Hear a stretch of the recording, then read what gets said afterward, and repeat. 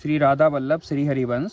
आज हमारे श्रीमद् भागवत का 67वां पाठ है, जिसमें कि देवहूति को तत्व ज्ञान एवं मोक्ष पद की प्राप्ति। श्री मैत्रेय जी कहते हैं, विदुर जी, श्री कपिल भगवान के ये वचन सुनकर कर्दम जी की प्रिय पत्नी माता देवहूति के मोह का पर्दा फट गया और वे तत्व प्रतिपादक सांख्य शास्त्र के ज्ञान की आधार भूमि भगवान श्री कपिल जी को प्रणाम करके उनकी स्तुति करने लगी। देवहूति ने कहा, कपिल जी, ब्रह्मा जी आपके ही नाभि कमल से प्रकट हुए थे।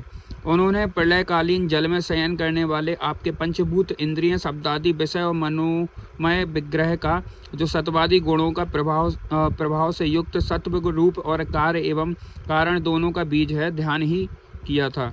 आप निष्क्रिय सत्य संकल्प संपूर्ण जीवों के प्रभु एवं सहस्त्रों अचिंत्य शक्तियों के संपन्न हैं। अपनी शक्ति को गुण प्रभाव रूप से ब्रह्मादि अनंत मूर्तियों में विभक्त करके उनके द्वारा आप स्वयं ही विश्व की रचना आदि करते हैं। नाथ, यह कैसी विचित्र बात है कि जिनके उदर में प्रलय काल आने पर यह सारा प्रपंच लीन हो जाता है और जो कल्पांत में मायामय बालक का रूप धारण कर अपने चरण का अंगूठा चूसते हुए अकेले ही बट वृक्ष के पत्ते पर शयन करते हैं, उन्हीं आपको मैंने गर्भ में धारण किया। प्रभु, आप पापियों का दमन करके आपके आज्ञाकारी भक्तों का अभ्युदय एवं कल्याण करने के लिए स्वेच्छा से देह धारण किया करते हैं। अंततः जिस प्रकार आपके बराह आदि अवतार हुए हैं, उसी प्रकार यह कपिलावतार भी मुमुक्षुओं को ज्ञान मार्ग दिखाने के लिए हुआ है। भगवान, आपके नामों का श्रवण या कीर्तन करने से तथा भूले भटके कभी कभी आपका बंधन या स्मरण करने से ही कुत्ते का मांस खाने वाला चांडाल भी सोमयाजी ब्राह्मण के समान पूजनीय हो सकता है। फिर आपका दर्शन करने से मनुष्य कृत्य हो जाए, इसमें तो कहना ही क्या है। ओह, वह चंडाल भी इसी के सर्वश्रेष्ठ है। उसकी जगह के अग्रभाग में आपका नाम विराजमान है। जो श्रेष्ठ पुरुष आपका नाम उच्चारण करते हैं, उन्होंने तप, हवन, तीर्थ स्थान, सदाचार का पालन और वेदाध्ययन सब कुछ कर लिया है। कपिल देव जी, आप साक्षात परम ब्रह्म हैं। आप ही परम पुरुष हैं। वृत्तियों के प्रभाव को अंतर्मुख करके अंतःकरण में आपका ही चिंतन किया जाता है। आप अपने तेज से माया के कार्य गुण प्रभाव को शांत कर देते हैं तथा आपके ही उदर में संपूर्ण वेद तत्व निहित हैं। ऐसे साक्षात विष्णु स्वरूप आपको मैं प्रणाम करती हूँ। श्री मैत्रेय जी कहते हैं, माता के इस प्रकार स्तुति करने पर मातृ वत्सल परम पुरुष भगवान कपिल देव जी ने गंभीर वाणी में कहा। श्री कपिल देव जी ने कहा, माता जी, मैंने तुम्हें जो यह सुगम मार्ग बताया है, इसका अवलंबन करने से तुम शीघ्र ही परम पद प्राप्त कर लोगी। तुम मेरे इस मत में विश्वास करो। ब्रह्मादि लोगों ने इसका सेवन किया है। इसके द्वारा तुम मेरे जन्म मरण रहित स्वरूप को प्राप्त कर लोगी। जो लोग मेरे इस मत को नहीं जानते, वे जन्म मृत्यु के चक्कर में पड़ते हैं।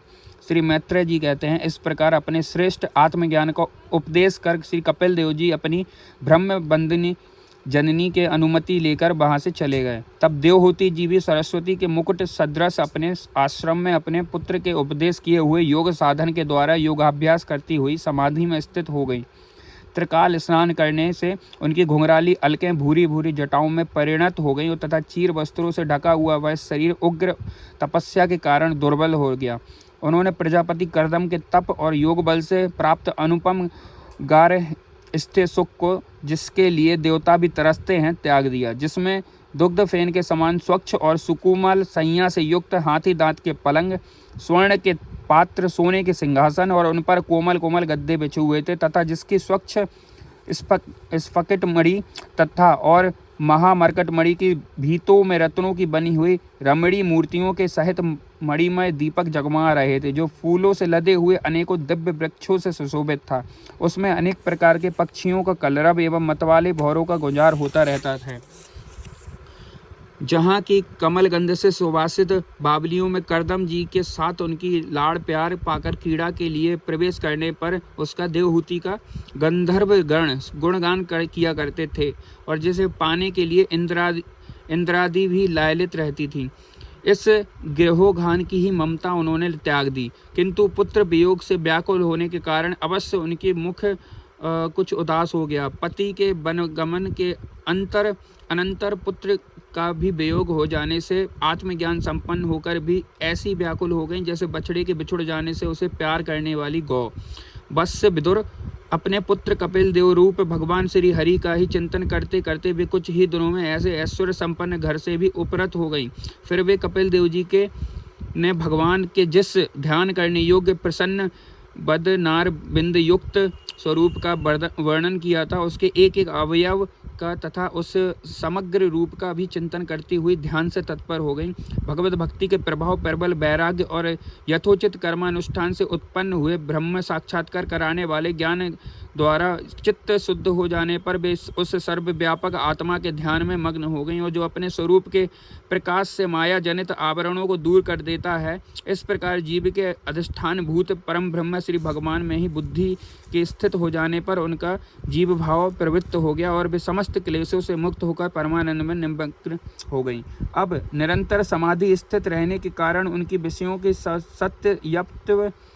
सत्यत्व की भ्रांति मिट गई और उन्हें अपने शरीर की भी सुधि ना रही। जैसे जागे हुए पुरुष को अपने स्वप्न में देखे हुए शरीर की नहीं रहती। उनके शरीर का पोषण भी दूसरों के द्वारा ही होता है, किंतु किसी प्रकार का मानसिक क्लेश न होने के कारण वह दुर्बल नहीं हुई। उसका तेज और भी निखर गया और वह मैल के कारण धूमयुक्त अग्नि के समान सुशोभित होने लगी।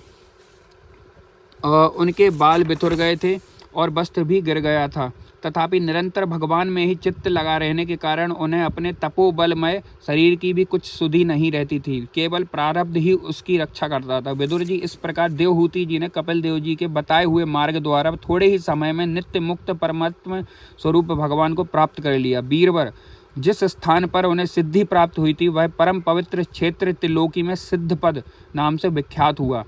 साधु स्वभाव विदुर जी योग साधन के द्वारा उनके शरीर के सारे दैहिक मल दूर हो गए थे। वह एक नदी के रूप में परिणत हो गया जो सिद्धगण से सेवित और सब प्रकार की सिद्धि देने वाली हैं।